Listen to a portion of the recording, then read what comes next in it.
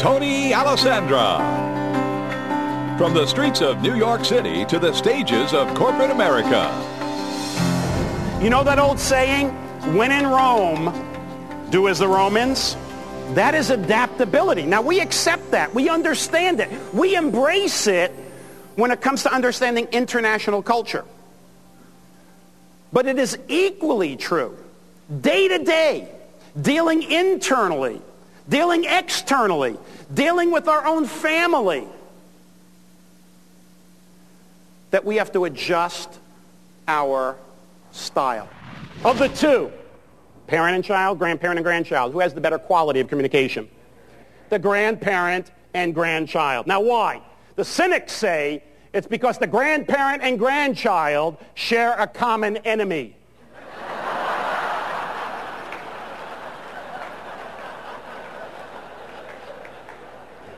A lot of truth to that, I'll tell you. But if you really look closely, you will find that typically when the parent talks to the child, the parent tries to get the child up to the parent's level, whereas the grandparent does what? Goes down to the grandchild's level, physically, eye to eye, psychologically, emotionally. We call that adaptability. I will tell you this.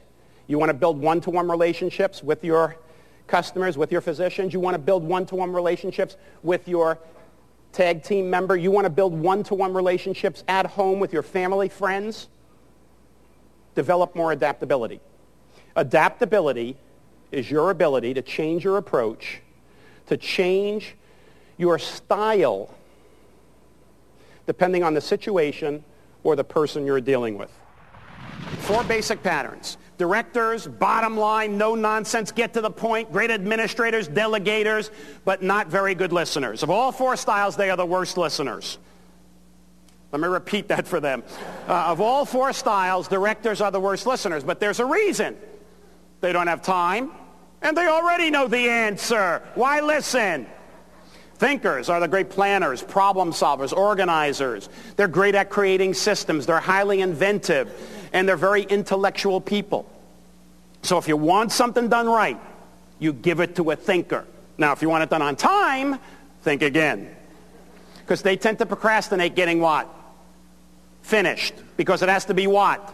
Perfect. Relators. They seek harmony. Close personal one-to-one relationships. They are the great team players, loyal, reliable, incredible listeners. They're the glue that holds a team or a relationship together. But I'll tell you what they don't like, conflict. They don't like to rock the boat.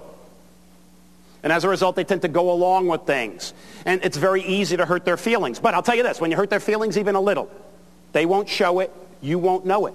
But when they get out of your sight, the relator pulls out their little book, turns to the page with your name on it, and adds a check mark. Socializers. Their goal, fun, excitement, applause, visibility, recognition. And as a result, they talk a lot about their favorite subject, themselves. Generally speaking, socializers are generally speaking. That's because they have the gift of gab, the power of persuasion. They have the ability to get other people more excited about their ideas than even they are themselves. Socializers are the only group who could win an argument not knowing what they're talking about. People do things for their reasons, not yours. And that is why sometimes when you get so excited about a new product, a new service, you go out, you tell people, you're so passionate about it, they don't buy into it. You walk away scratching your head saying, you know, they don't have vision, they don't have insight, they don't get it. It's like we're blaming them. When in fact, maybe the problem was in describing how great this idea was, how great this product or program was, we described it in terms of how it moved and motivated us rather than how it would move and motivate them. Dr. Tony Allessandra grew up in the streets of New York. He began his study of people, their behaviors, and how to develop loyalty in the diversity of New York City. A graduate of the University of Notre Dame, where he excelled in the classroom and in sports, Tony went on to earn his MBA and PhD in marketing. A former graduate professor of marketing at the University of San Diego, Tony has written 14 books, including The Platinum Rule and The Art of Managing People. He's featured in numerous audio programs, including Nightingale Conant's enormously successful Relationship Strategies and The 10 Qualities of Charismatic People.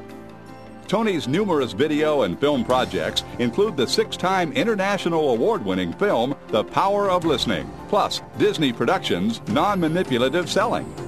In 1985, he was inducted into the Speakers Hall of Fame. Now, they did not categorize their customers A, B, C like many businesses do. They come up with their own terminology based on that old Clint Eastwood movie. The good, the bad, and the ugly. The good, they wanted to keep and nurture. The bad, they wanted to keep but grow.